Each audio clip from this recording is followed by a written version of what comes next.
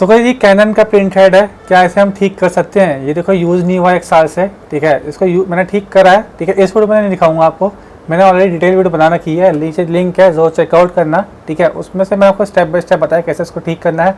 देखो पार्ट काफ़ी एक्सपेंसिव है, 3000 तक का पार्ट है। अगर आप थोड़े से टाइम लगा ठीक कर सकते हैं तो आपको पैसे भी बच जाएंगे और अच्छे से यूज़ भी हो जाएगी, ठीक है। तो ज़रूर चेकआउट करना, क्योंकि ये हर टाइम ख़राब नहीं होते, सूख जाते हैं।